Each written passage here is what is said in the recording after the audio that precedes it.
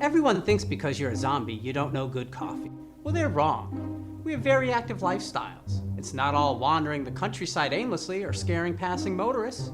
And we all love a good cup of joe. And there's only one brew that gets my seal of approval. Deadly Grounds coffee is my guilty pleasure. Bold, robust, delicious. It's coffee that can wake the dead. With over a dozen different roasts and flavors, Deadly Grounds can satisfy the most finicky of coffee addicts. The aroma is so intoxicating. It brings all of my neighbors out of the woodwork. Deadly Grounds coffee. Coffee to die for and zombie approved. It's good to get a little deadly.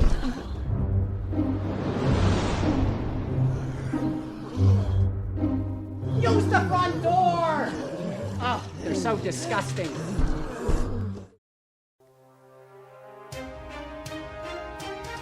The Dorkening and all affiliated shows are not intended for anyone under the age of 18.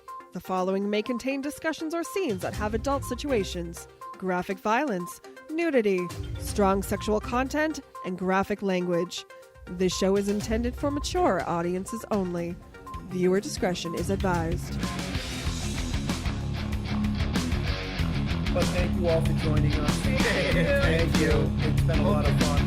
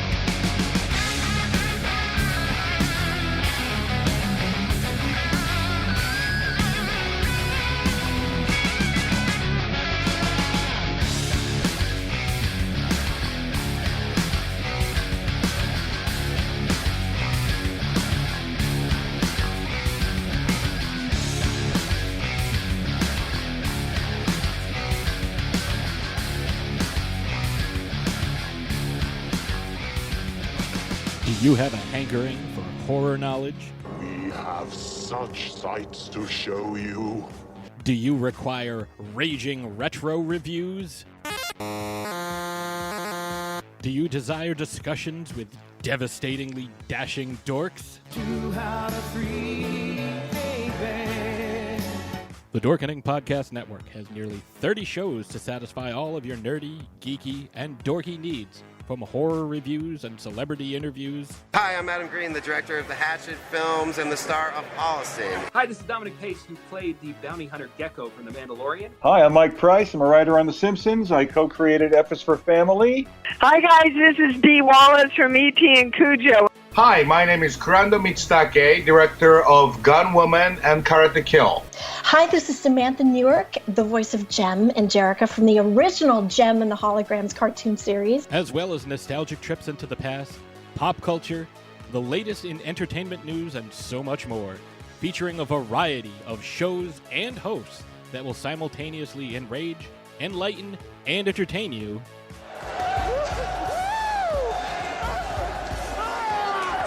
Check out the Dorkening Podcast Network. My mom says I'm cool. Available on iTunes, Spotify, thedorkening.com, and wherever fine podcasts can be found. Greetings, Spice fans. Silk City Hot Sauce is now sponsoring the Dorkening Podcast Network. Our craft sauces are made in Vermont in small, high-quality batches using locally sourced, farm-grown ingredients. Silk City Hot Sauce comes in a variety of heat strengths and killer flavors like Jezebel, Erotic Fever, Mango Madness, and Good Morning Jonestown. And don't forget our newest creation, Hot Syrup. Make no mistake, Spice fans, this is the queen of sweet heat. There's new and unique flavors coming out all the time.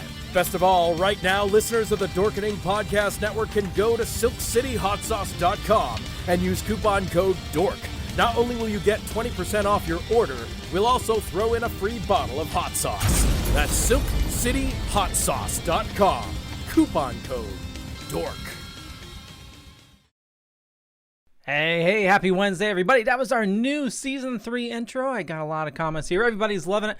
My name's Leo. I'm the monkey behind the keyboard here, and we have a kick-ass show for you today. And as always, Benjamin, how's it going, bud? You're muted. You're muted, Ben. Why would you do that? I didn't do that. You did that. Oh, I did do that, didn't I? Bravo on the intro. Well, thank you. Bravo. Yeah, I was watching all the comments come up. They all love it. So yeah, Season 3, Leo, huh? Crazy. Kicking it off big style. Right? Well. Yeah, I guess. Well, I mean, Jeff's still here, so. Oh, yeah, I must be having fun because I didn't even want to fucking do Season 1. Yeah, I tried to get rid of him. Here we are in Season 3. I tried to get rid of him, but didn't work. So Jeff, yeah, we got a ton of people waiting for our awesome guest. Who do we got today? Let's see if he butchers the name. No, I'm not going to butcher the name. I've been practicing it for a week because it doesn't sound like it's spelled at all. No. And that was fucking with me, so I had to practice it. You should have said something. I would have sent you the video of him actually saying his name, and then you would. Well, no, I found a little thing in the parentheses how you pronounce it, how you're supposed to say it. You know what I mean? All right. So it's let's welcome Vic Mignogna. Perfect. Perfect.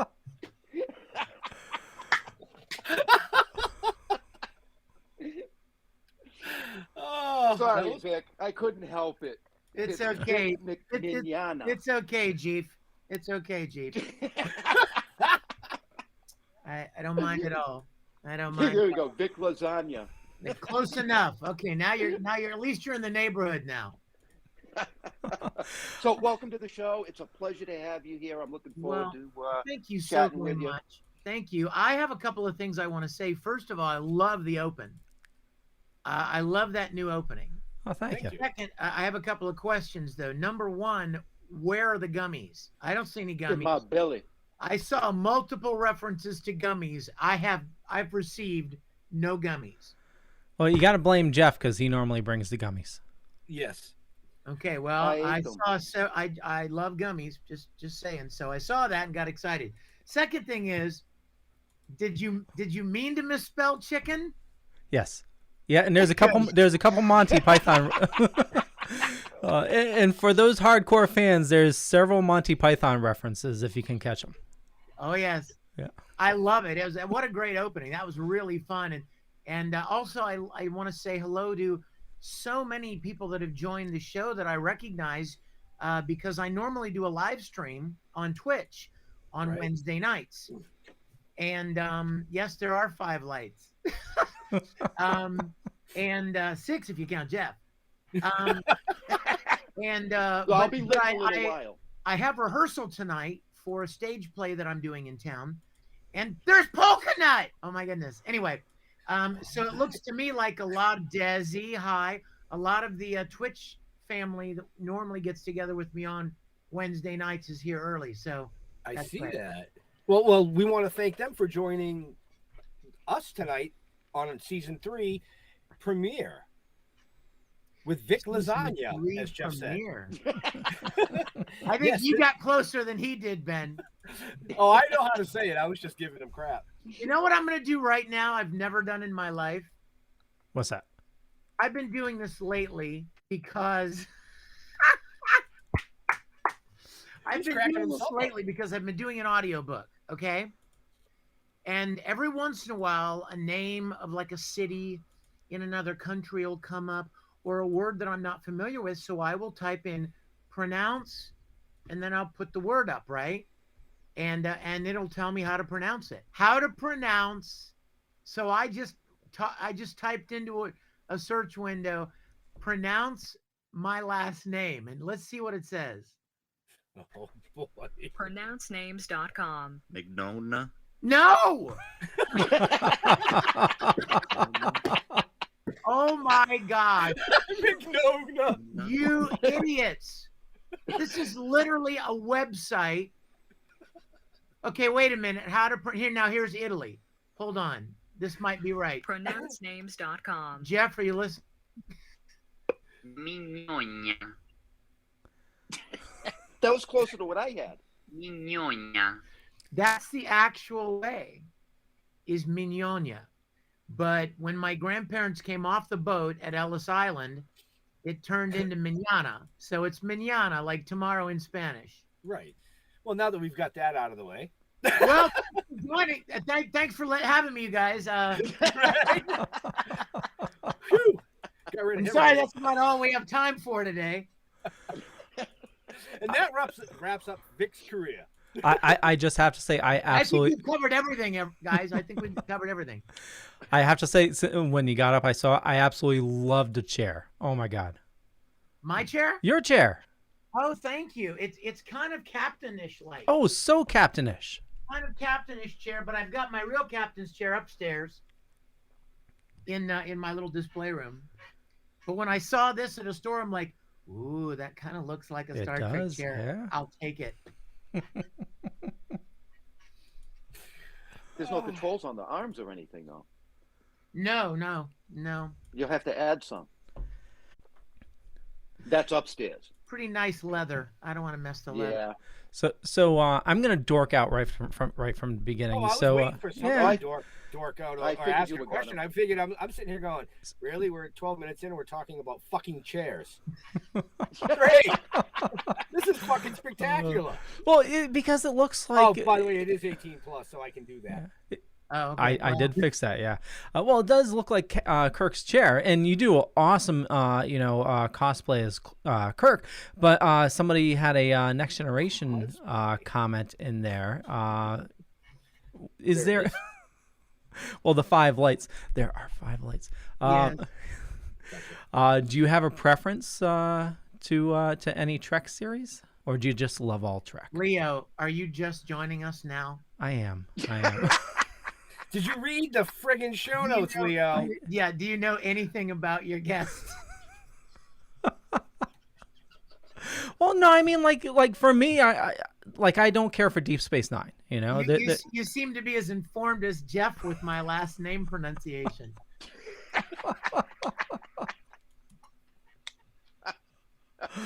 Okay. Let me make this as clear and succinct as I possibly can. Please do. I am all about the original series and really nothing else. Okay. Right. That's apparent. The reason that I created Star Trek Continues was because I wanted to pay tribute and homage to this show that inspired me so much when I was young. And then when Next Generation came out, I was in my early 20s and I wanted to like it. I was like, oh my gosh, more Star Trek. This is so great. And then I watched it. I was like, what is this? Yeah. What happened? Where's my hero? Who's this bald guy? Who's this scrawny bald guy that just wants to talk all the time? And so I wanted to like it. I mean, I have nothing against it, but it's not my Star Trek. Okay. The original series is my Star Trek. So I was confused when I saw the Next Generation comment in the comment there. So. Well, we're all family. Star Trek is all family. You know what I mean? But so I don't. Thank you, Hardy Girl. I love all Star Trek, but my personal jam is the original series. Yeah. And Shatner and the original show was what influenced me so much, and that's why I wanted to make Star Trek Continues. Awesome. And I've watched all the episodes since I finally heard about it, that it existed, and the way that you captured it, phenomenal. Thank you. It's just like going back to when I was a kid watching the original Star Treks, complete with the screen and the sounds and even the mannerisms, how you portray Captain Kirk was just unbelievable. Well, you know what? Everybody involved loved the original series. So even though we weren't being paid a lot of money, and by a lot I mean none, we all loved what we were doing. We all realized we were part of something special. We're making something special, and we wanted we wanted to give arguably the most iconic series in television history the ending that it never had, the closure that it never had. And I am so incredibly proud of everybody that was a part of our production team, both in front of and behind the camera. I guess I'm going to have to go watch it now. Oh no, you definitely should. You know. Oh my! Look at I believe I can find that at StarTrekContinues.com. Right. If you're watching, pay no attention to the notes they put in. You don't have to go to YouTube. You can go straight to StarTrekContinues.com. All of our episodes, all 11 episodes, are there to watch for free. So spread the good word and go check us out at StarTrekContinues.com. Awesome. Yeah. Everybody Loves Gav says, still token and questions for Vic. Hello and greetings from Dublin, Ireland. Vic, I hope you had a wonderful Christmas.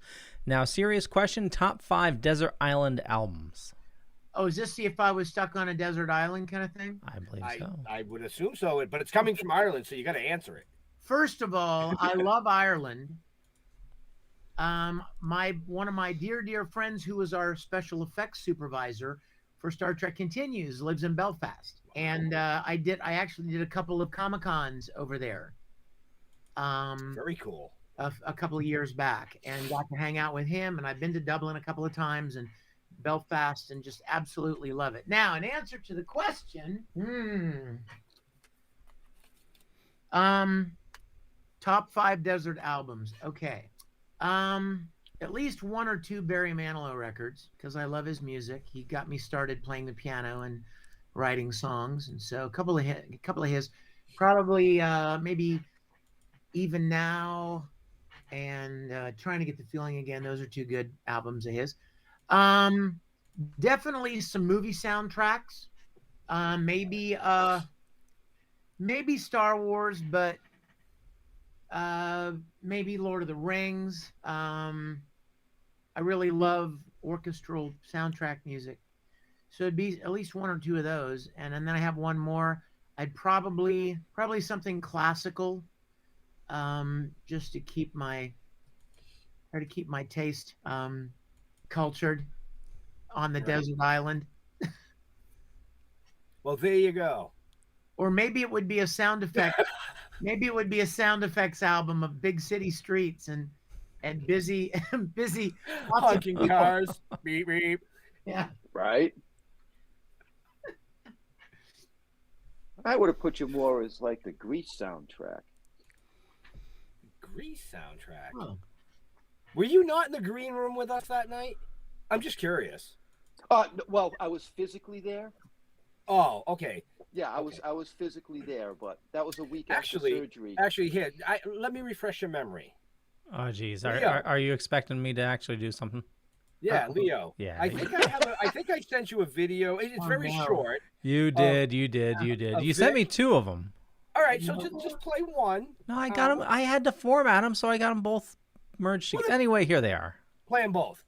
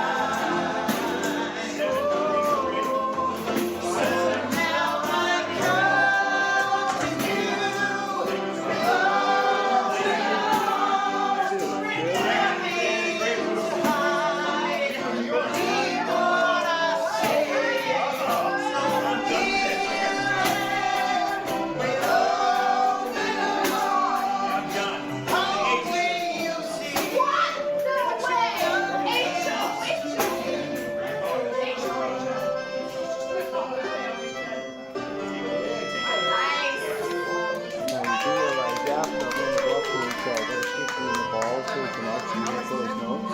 Oh wait, can we use some drumming my...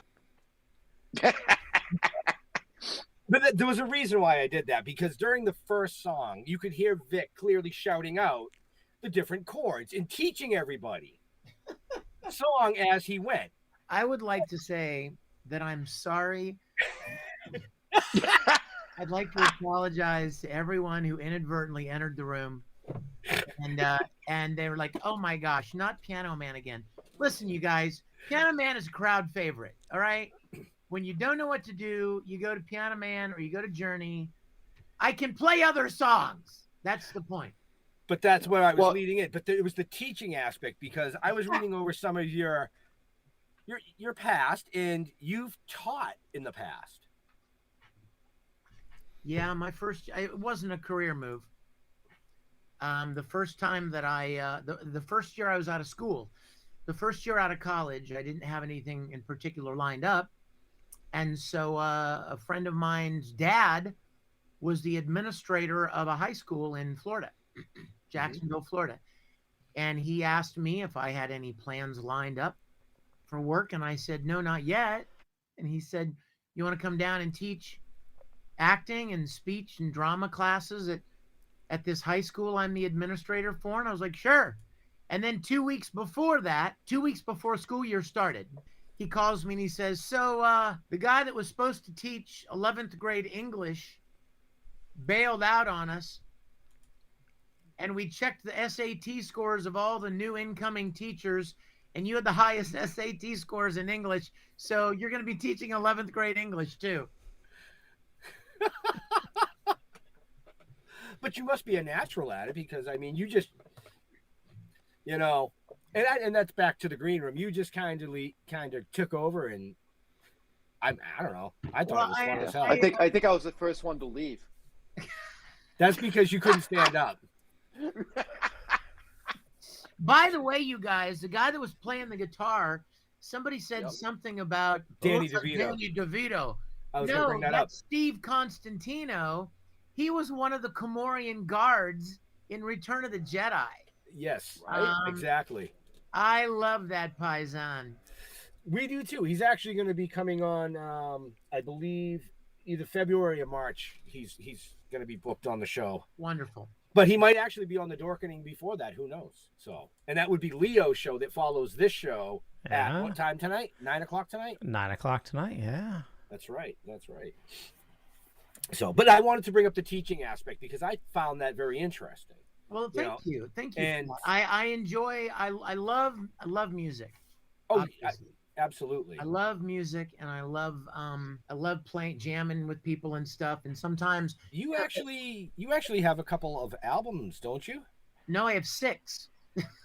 Well, I was trying to be nice. That's not a couple. Well, why wasn't one of those one of your? Well, according to Bill, albums? Ben can't count past 1. So. Well, yeah, that's right. I can't count past 1. I have 6. I have 4 vocal CDs and 2 instrumental piano CDs. And where can people find those? They are all available on iTunes and the Apple Store. Yeah, they're all available. Are they on Spotify? Yes, I believe so. Okay, good. We'll have to check that out, because what I'll do is I'll go download them from Spotify, and I'll put them in the rotation on our new radio station. Oh, well, that's cool. So, and yes, Leo, I brought up the radio station. Dead Dork Radio. Dead Dork Radio, yeah. Leo is slacking tonight. What in the hell is going on? It's well, it's because he's off an hour. I'm off an hour, yeah. Is that what it is? It is. I'll come to your rescue, Leo. Thank you, Jeff. Thank you, Jeff. You know what I mean? There's one good thing about going on an hour early. I'm not going to be crying for my fucking dinner come fucking 8:30. You saw I put a chicken commercial in there, right? Yes, I did. Of course. All right, hey, enough about Jeff. Let's get back to our amazing guest. So Vic, with your voice acting, what do you prefer, doing like anime or video games? I know video games is a ton of extra work. I just like it all. I mean, to be honest with you, I love the work. I just love. I've always loved playing characters. When I was young, it was stage plays and school productions and community theater. And then got some opportunities to do some on-camera stuff, which I really enjoyed. And then I stumbled into voice acting. And to me, it was all acting. It was all playing a character, just, in different settings. I love it all. I don't know that I could ever pick one. I do like anime series because you kind of follow the chronology of the story, and you can develop the character, and you can feel, connected to where the character's going, where his story arc is taking him, and you grow along with him. Whereas video games are all over the place. Right. In fact, half the time you're recording multiple possibilities depending on what the player does or chooses. Yeah. So it's not as much of an organic journey of a character as an animated series would be. And of course, video games always include tons of fighting, yelling sounds, punching, kicking, getting punched, getting kicked, falling from 10 feet, falling from 50 feet, breaking a leg, breaking both legs, punched in the gut, punched in the face, punched in the crotch. I mean, every conceivable, variation of fighting in-game sounds are much more prevalent, obviously, in video games than in anime. Unless, of course, something like Dragon Ball Z, where there's lots of fighting. I was going to say, wait a minute. I mean, in the show. Yeah. What was your favorite voice to do? I'd have to say Full Metal Alchemist was probably my favorite. And not because of me or anything to do with me, but just because the story was so great. Yeah. The story was so great. The characters were so endearing. It was such a wonderful, wonderful show. And it was an incredible privilege to be a part of it. Very cool. Cool. Now, I know Grant Imahara worked with you. Yeah. Lost him way too soon. Oh, my goodness, yes. Along with playing Sulu, did he also work on the sets? He did not work on the sets per se, but every once in a while, he would come down early and help us get some electronic things going. Like, you remember Sulu had that scope that would come up out of the helm console that he would look into. And we had that, but it never worked. And so Grant came down early once and wired it all up so that it would work. He was one of the kindest men I've ever met. He was such a nice guy. And that was an incredible shock and incredible loss to the whole world. He was one of the nicest guys I've known. Yeah, it's I love watching him on Mythbusters, and I recently found out that Grogu came about because he built a baby Yoda to bring around to children's hospitals. You're kidding. Yeah, I read that in an article last week. I did not. I've never heard that. Yeah. Because that was the last project he worked on was Baby Yoda. I did not know that. Yeah. Wow. Well, I knew that he was working on a Baby Yoda project. Yeah, but it was originally meant for to bring around to children's hospitals. Wow, that is so cool. Yeah. Well, see, once again, further proving what an amazing person he is. And as a matter of fact, the studio where we shot our series, here comes a shameless plug. The studio where we shot our series is still standing, as beautiful as ever when we shot the series. And it is now being run by Neutral Zone Studios. So go to neutralzonestudios.com because not this coming weekend, but the following weekend, I'm going to be going down there to walk people through the sets. We open up the sets one weekend every month to let people walk around and take pictures and experience being on the Enterprise like the original series. And it is like stepping into a dream. It is so wonderful, and I love sharing them with people. And I go down there and lead the walkthroughs myself. So I'll be down there January. I'll be down there a weekend in February. I'll be down there a weekend in March. So go to neutralzonestudios.com for all the information. if you're interested in walking through the original Enterprise, and it's all free of charge. That is awesome. Wow, that's incredible. Yeah. Do it. Do it. I remember many, many years ago. Ben's gonna laugh at this. We were at, my wife and I were at. I think it was Universal. I already know what you're gonna say. We were at Universal. I think it was Universal. Might have been MGM. I can't remember. Get to the point. Because it was so long ago. But anyway, we were down in Florida, and they had the Star Trek thing, where you can. This is when they had, VHS tapes. You know what I mean? So I remember filming this little thing, and my wife sat in the captain's chair, and we were instructed to, pretend like you're being fired upon. You know what I mean? And when we played it back, we got home, we played it back. She had the biggest shit-eating grin on her face, and it was like, oh my gosh. It was hysterical. Now, was that the original series, or was that the Next Generation? The original. It was the original. So that goes back a long time. I think I was 25, maybe 28. Oh, wow. Yeah. At that point. Well, let me tell you so something. That was it. Sets that 35 years ago. Let me tell you, the sets that we built are about as spot on to the original soundstage as anyone can get. And so I would love to encourage each of you guys and any of your viewers to join us. Check out neutralzonestudios.com for the details and come on down. Absolutely. We'll have to see if we can get a con down there. Yep, I'm writing that down actually. Make it a twofer. I have CRS. Yeah. Speaking of CRS, Leo. Oh, ads, yeah. Well, first, before ads, where can they find out about our great guest? Well, you can definitely find a bunch of information and show notes up above and down below, depending on where you're watching or listening to us.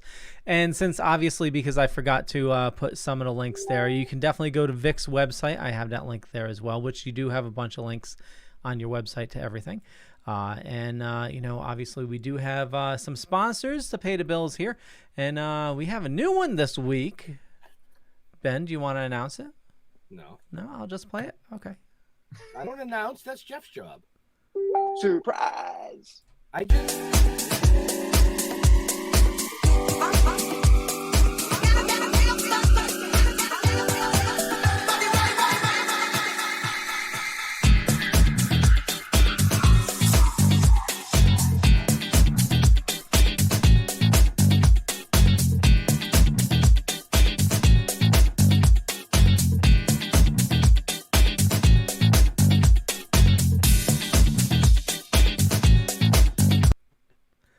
I see somebody's playing with Envato elements.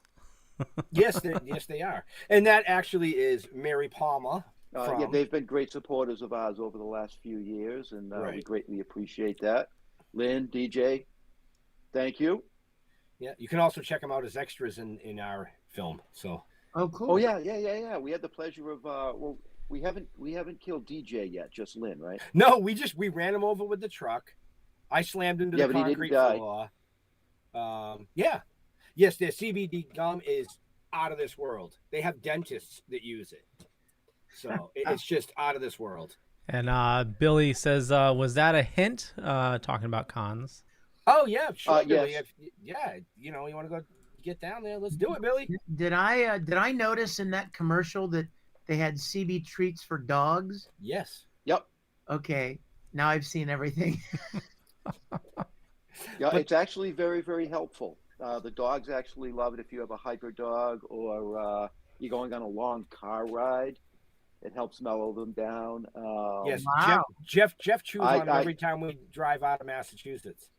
Yeah, well, it's the flavor. You know what I mean? I'm sure it is. I mean, I miss my gravy train because I don't even can find it anymore. So I just can't with you. Leo's speechless. I know he's totally stopped. Holy shit! Okay. You're on the floor, Leo. Sorry about that. Okay, so talking about the set from the original series, did you see the new set on Discovery for the original Yes. What were your thought of that, and what do you think? with the new series coming out for the Enterprise? Well, I certainly want it to do well. Yeah. You know, I want everybody to love Star Trek, and I want everything to point people back to the original series, quite honestly.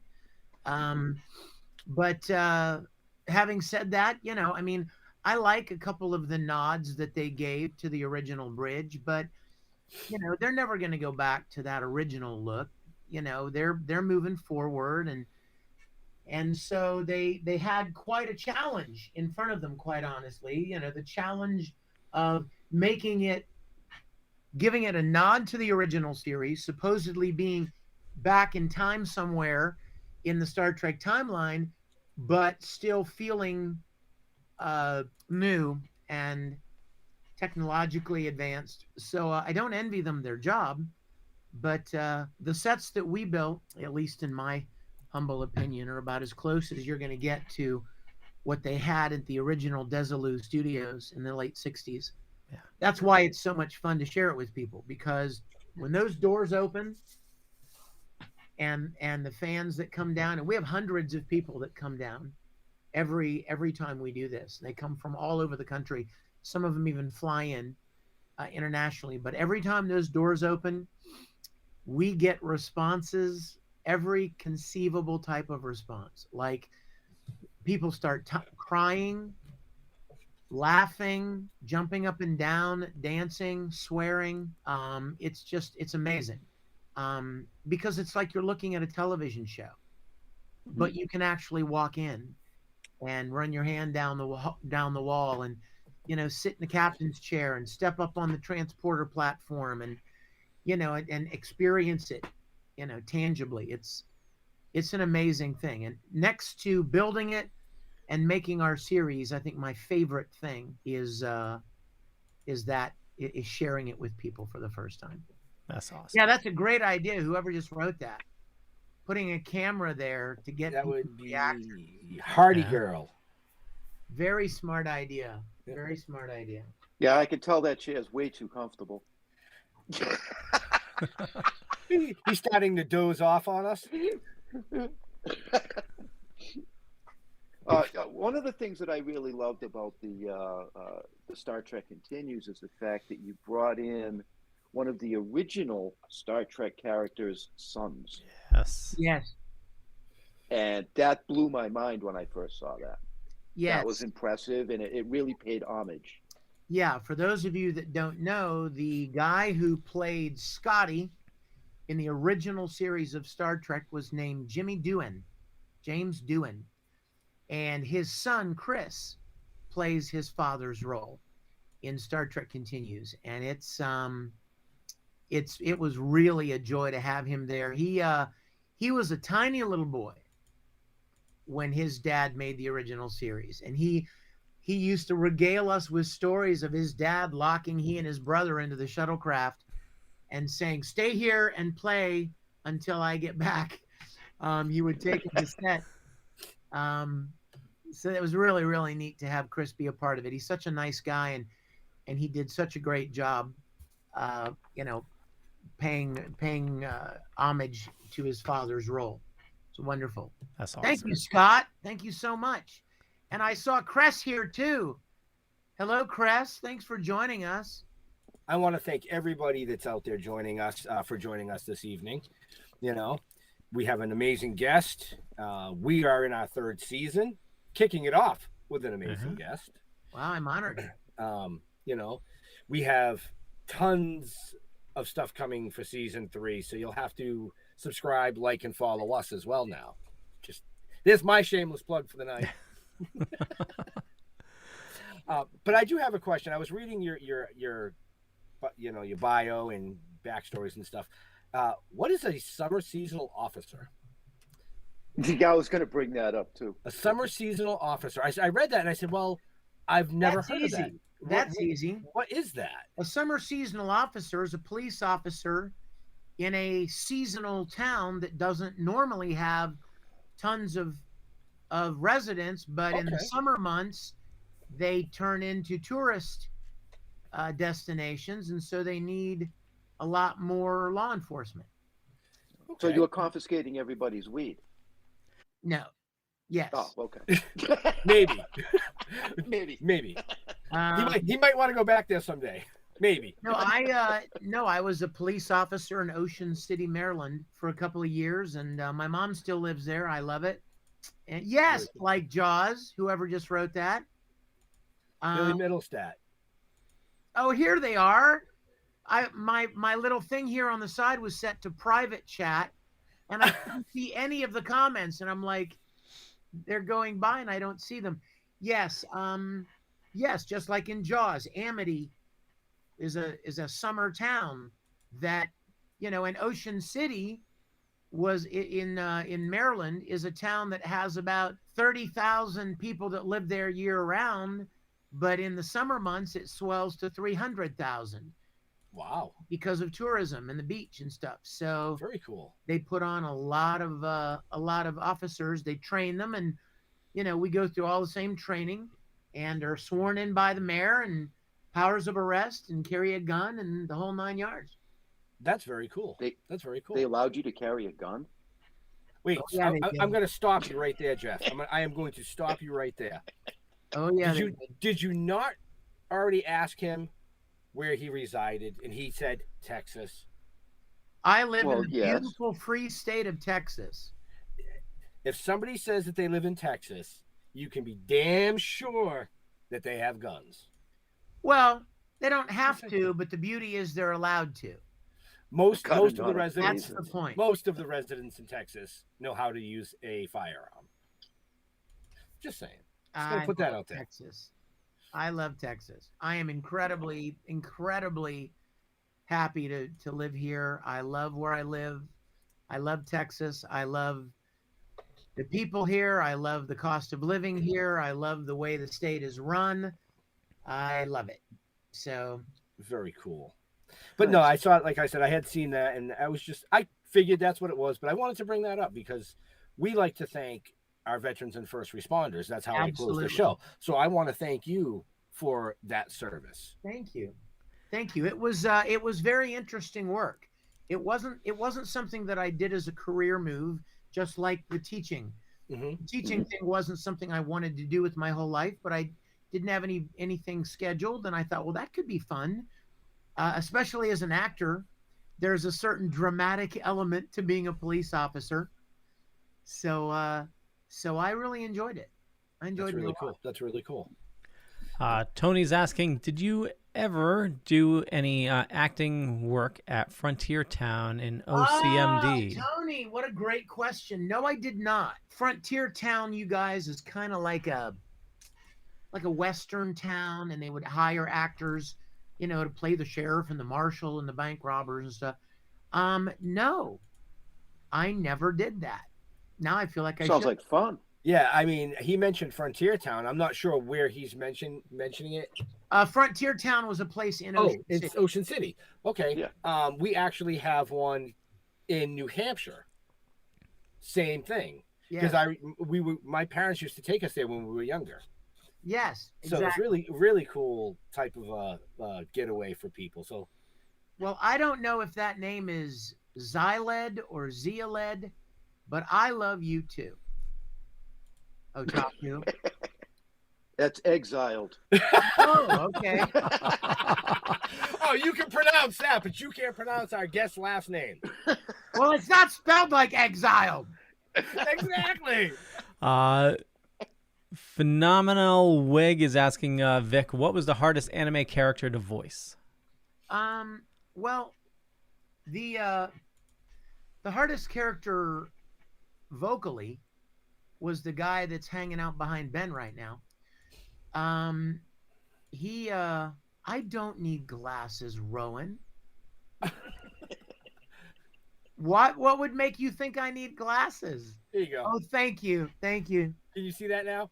Oh, there he is. I thought that was Farrah Fawcett behind you. Oh, it was on steroids. Oh, the blonde hair. Anyway, he was just hard from a physical standpoint because all of the yelling and fighting and powering up, and when I did the latest Broly movie, the studio called me and said, okay, he actually has more lines than he ever has before. So as an actor, I was excited about that. But they told me he has 26 speaking lines and 520 fighting sounds. Wow. So the sad thing is, we kicked out all of the lines of dialogue in about a half an hour, and then spent the whole rest of the week working on all the fighting. Oh, wow. Yes, Bryant knows that's exactly. Broly was definitely a throat ripper. And then I played a character in Digimon that was equally throat ripping. The character's name was Mad Leomon. He was a giant mecha lion creature, and he was even worse than Broly, but at least he showed up for an episode or two and then he was gone. Right. You know, nobody ever dies in Dragon Ball. No. So they just get bigger and better. Yeah. They just pop to the next level. Exactly. I couldn't find the answer, but I'm curious how you made out on Star Search. Oh, well, I didn't win. Well, and thank you for bringing up such a painful memory, Jeff. It's my job. While you're at it, why don't you give me a nice paper cut and pour lemon juice on it? He has to save something for next time he sees you. Well, here's the deal, you guys. I didn't expect to be selected to be on Star Search. They came to Houston in 1993 when I was living in Houston, and I just went and auditioned because I thought it would be fun, and they chose me to be on the show. I'd never been to LA. I'd never been to California, and so they flew me out there to do the show, and I thought to myself, well, you know, I don't expect that I'm going to win. I don't think that I have that, that great of a voice. So I didn't expect to win. So here was my strategy. They're going to play this show all over the country, probably all over the world. And every time they play it, they have to pay royalties to the people whose songs the contestants sing. So I thought to myself, I'm much more a songwriter than a singer. So why don't I sing a song that I wrote, and then I'll get some exposure as a songwriter, and I'll also get paid royalties every time they air the show. So Star Search played, in reruns and in different countries for months and months and months after I was on it. So even though I didn't win, I at least got some royalties, not much, but got some royalties. Couple pennies here, couple pennies there. Right. Yeah. And also got to showcase the fact that I wrote songs as well as sing them. And you had a lot of fun. It was a lot of fun, but I will tell you guys that I found out once I got there, they flew us in, like 2 days ahead of time, and we would go and rehearse at the Star Search Theater in LA, and I became very quickly aware that it was rigged. Yes, Hardy Girl, thank you. That was the song that I sang. Mm-hmm. And my purple suit, yes, Desi knows I wore this purple double-breasted suit. But I found out really quickly that it was rigged. When I got there, all the contestants were there, and we all started kind of hearing buzzes and rumors, and we found out that, oh, Sarah, stop it! The mullet? Now, we want footage of that. Yes, we do. Is there any way that you guys can block somebody? Actually, we can. No, but only if it's warranted. And it's not. But I have the video. I have the video from Star Search. It sounds to me like Leo's looking for it. The reason, let me just tell you what's funny about it, you guys. There's the moment where you sing your song and you're the challenger, and then the champion sings, right?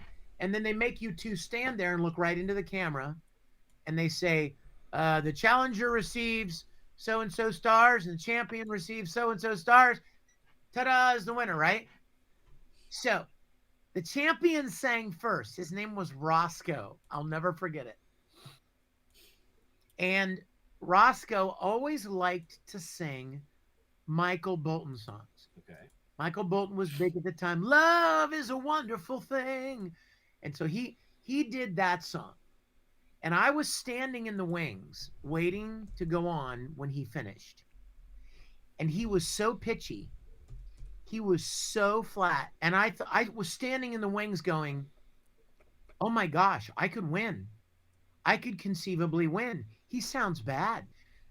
So he finished, and I went out and took my spot, and I was nervous because I knew this was national television. I did the best I could. It wasn't very good.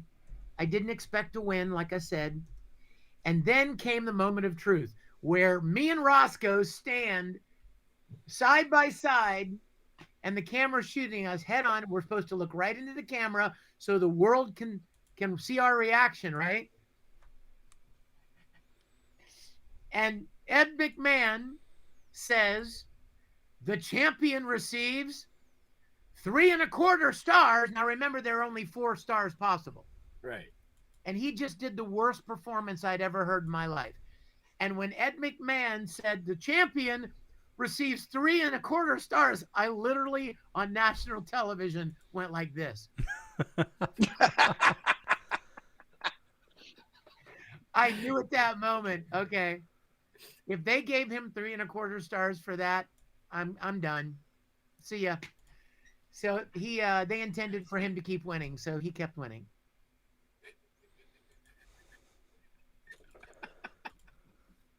I can't play the video. This is what comes up in Google. That's so unfortunate, really. Is this it? Nope. No. Why is that coming up? No. That's why he's the monkey behind the keyboard. Yeah, I know. I will tell you this, guys. If you purchase one of my concert DVDs, I believe that one of the bonus features is my appearance on Star Search from 1993. There you go. So there it is. And you can find that. Buy that just so I can see that. Hey, I still have. You know what, you guys? Okay. When the Broly movie, the new Broly movie in 2019, when we premiered that movie in Los Angeles in December of 2018, I wore the exact same purple double-breasted suit that I wore on Star Search in 93. Really? Wow. Yes. You could still fit in it. Yes. Yeah, but I want to see the mullet. Well, in the words of Mick Jagger, you can't always get what you want. That is true. So you've done a ton of other things from what I can read here. You were a worship leader? Yes, I led music at my church for many years in Houston. Mm-hmm. Music has always been a very, very big part of my life, and I loved serving in my church. I've done all kinds of weird things in my life. I can see that. Music professionally. Back when I was in high school and college, some of my summer jobs included things like being a chauffeur. I used to drive a limo. I built houses, like carpentry work, and I used to be a greenskeeper at a golf course. A lot of weird things. Nothing weird. You have a degree in TV and film too, right? Yes, my degree was in film and television, and my minor was theater. Yes, and the police officer. Yeah, Nick, we had mentioned that. Yeah, a few minutes ago. Yeah, I did a little of that too. Very cool. Very cool. And a lot of production related work. I've shot a ton of production stuff. I've directed and shot a lot of video and film work. Yeah. You've done some jingles and commercials? Oh, lots of those. My goodness. Yeah. Mm-hmm. Tell us, name a couple. Well, I mean, if you lived in the Texas region of the country, Louisiana, Oklahoma, Texas, I did, I used to work with ad agencies all the time when I lived in Houston. I've written hundreds of jingles. That's pretty cool.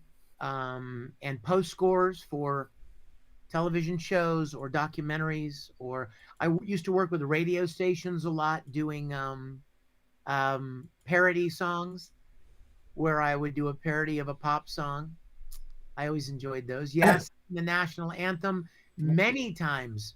I was going to say, you sang the national anthem at the Houston Astros games.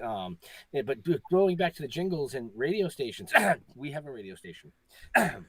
Excuse me. I had a cough. Sorry. You all right? You okay? Yes. I'm good. Yes. Yeah. Well, I used to work with Clear Channel, writing jingles for morning shows all over the country. That is pretty cool. Like they would come, whatever was hot in the news, you know what I mean? Yeah. Whatever was going on in the news, whether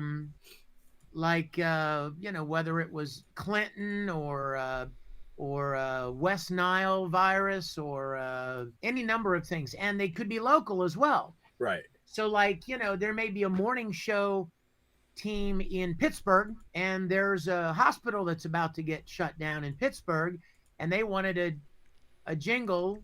Allegheny General Hospital, and so I would do a jingle, a Garth Brooks song about that, or hundreds of them. Could have been Bohemian Rhapsody, could have been anything.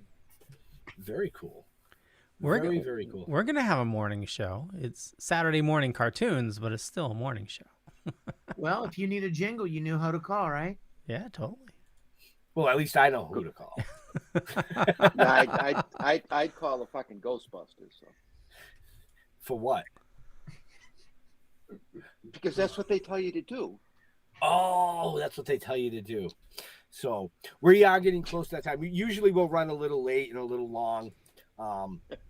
But we probably have about 5 minutes, and then we've got to let Vic go. He does have to get a skedaddle to... I have to hop in. Yes, I have to hop in my car and head to Garland, Texas, because I'm part of a Christmas musical. And some of you are like, Christmas musical. Hey, Vic. Hello, it's January 5th. I know. I did this Christmas musical called Hope in the Heartland. Really wonderful original musical. And we did it the weekend before Christmas. And then we had one more weekend, this coming weekend, that we were going to be doing the show again.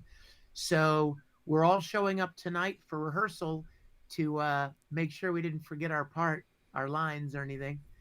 And so we'll be rehearsing tonight and tomorrow night. And then Friday and Saturday will be the last weekend of the show. Awesome. Very cool. So if you're in that area, head out there, check it out. Yeah. You won't be sorry. I mean, it's fun. It's a feel good show. It's a really nice uplifting show. You can definitely tell Vic is an entertainer. That if you're watching the show, because he basically took over the show. And I did not. You guys just didn't ask any questions. I just sat here and looked good for the whole show. Well, we don't ask questions. We're an unscripted show. We do ask questions. That's what we did ask. Unscripted doesn't mean that we just sit here and go. Well, it seems to me that there were questions asked, young man. Yes, there were questions asked. Well, and a lot of them. Did I miss any questions from any of the chat? I think I got them all. I did have one last question for you. I know you need to go, but being a original series fan, how many of the original cast have you had a chance to meet? All of them. Oh, that's awesome. All of them, and right? I'll tell you, you suck, dude. I'll tell you the fun story about that. Obviously, you can imagine who my favorite is, right? Yeah. Okay. He was the only one I never met. Really? When I was a little boy, long before there were Comic-Cons, there were Star Trek conventions. Oh, yeah. In fact, a lot of people don't know this, but all of these Comic-Cons that are everywhere, somewhere, every weekend, all of these Walker Stalkers and Supernatural cons and anime cons and sci-fi cons and comic book cons, they all started with Star Trek cons. Yeah. Star Trek, the original Star Trek, fans got together and would invite the actors to come to a hotel to sign autographs and do a ballroom, like do a Q&A in the ballroom and stuff. Yeah. And when I was 12 and 13 and 14, I went to those Star Trek conventions and I met every single one of the original actors except Bill Shatner, because the ones that he was supposed to be at that I went to meet him, he canceled. Yeah. So I never got to meet him. And then fast forward 3 decades, and I was doing a signing at the Toronto Fan Expo, and Bill Shatner was going to be a guest as well. And so I told it, this was my birthday weekend. It was Labor Day weekend, and my birthday is August 27th. So I was there, and the organizer said to me, "Hey, you're spending your birthday weekend with us, aren't you?" And I said, "Yep." And he said, "What do you want for your birthday?" And I said, "Well, I'd like to meet Bill Shatner." And he said, "I can make that happen." And so he took me to meet Bill. When Bill and his booking agent, Gary Hassan, pulled up in the carport down underneath, I went with the organizer to meet Bill and Gary, chatted with Bill a little bit, had a wonderful time. And then Gary ended up representing me at conventions. So Bill and I have now become friends, and we've done dozens of events together, had dinners, all Very kinds. cool. So I've had the enormous privilege to become friends with Bill. That's very cool. And he was Outstanding. the original series cast that I had not yet gotten to meet, and I fulfilled that dream 5 or 6 years ago, I guess. So That's awesome. Very cool. So I, like Leo said, I know we got to let you go, but real fast, any conventions booked yet for this 2020 season? Yes. Let me let you guys know. I have at least 8 or 10 events already booked this year. I'm hoping to have more, obviously. Any of you guys that have a comic book store or a collectible shop in your area, and you're like, "Man, we don't have any conventions nearby, but there are a lot of fans here," or I've not been in your area in a while, contact the conventions in your area, let them know you'd like to have me as a guest, or contact a comic book shop or a collectible shop and say, "Hey, why don't you sponsor Vic to come in and do a personal signing event for the fans in the area?" I've done a lot of those. I love them to death. I love meeting the fans. They all know that. And yes, Cress, let's try to get back up there in the Toronto area. Very cool. But yes, I will be announcing them on my Twitter, and I'll also be announcing them at my fan club site, risemboolrangers.com. You can check that out, RISEMBOOL, risemboolrangers.com. Yeah, Nick, why don't you try to get me to that show? I'd love that. Thirsty for chicken. I love you guys. Thank you so much for joining, all you guys in the chat. Absolutely. Leo, Jeff, Ben, thank you for having me. Thank you for It's coming. been an honor and a pleasure. So on that, Leo? Yeah, so I know you got to go, so we're going to start with Vic. Where do you like people interacting with you on social media? Well, you know what? I don't do a ton of interacting on social media. I have my Twitter that I make announcements for, but let's not forget Twitch. Every Wednesday night, I do a Twitch live stream at 6 p.m. Central. So you guys, please join us there on Twitch. And then also you can find me on Cameo. I do a lot of cameos for personal videos for fans. And then, of course, if you go to neutralzonestudios.com, you'll be able to see when I'll be down at the Star Trek studio, sharing that with people. And we'd love for you guys to come down. So those are the main places. Awesome. And I got a bunch of links in the show notes up above or down below, depending on where you're watching or listening to us. For me, just Google Leo Pond. You find a bunch of stuff. Could be true, could be not. I'm not going to say which is which. But I run a little thing called the Dorkening Podcast Network. We got about 40 shows on the network. There's a lot of awesome people doing a lot of awesome stuff. So definitely check us out. And we just launched Dead Dork Radio. So look for more information. We got like Saturday morning cartoon show. We got After 5 Drive. Tons of stuff. And Jeffrey, where do you like people interacting with you? Nowhere. Leave me alone. No, I'm just kidding. I've got a Facebook page. You can look me up. There's probably a ton of me, though, so I might get lost in the shuffle. But give us a follow. Token with the Dead on Facebook. Go to stilltoking.com. That's where all our crap is. Everything you want to know about what we're doing is on stilltoking.com. Cool beans.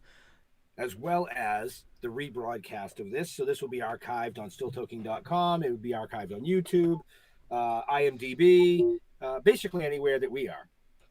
So we want to thank our amazing guest, Vic, again for coming out tonight, joining us, kicking off season 3 with a bang. My pleasure, and much love to all of you guys in the chat that said love you, Polka Nut, Sarah, everybody loves Gav, Hardy Girl, Nick, Juliana, Desi, all you guys, thanks for joining us. And you guys have a wonderful new year. I fully expect to be back in Boston. So yeah, maybe we can pull some strings and see about getting you into like some of the shows that we know. Well, pull those strings, buddy, because I know the fans would appreciate it. Oh, absolutely. Absolutely. I've been in talks with a couple of promoters and told them what I thought, Yeah. Because one of the things that Jeff and I do at shows is networking. Yes. Yeah, I appreciate it. I appreciate it very much.